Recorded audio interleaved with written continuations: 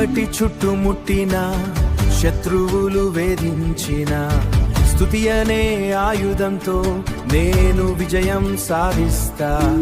ఎరికో గోడలు కూలినట్లు నా అడ్డంకులు తొలగును.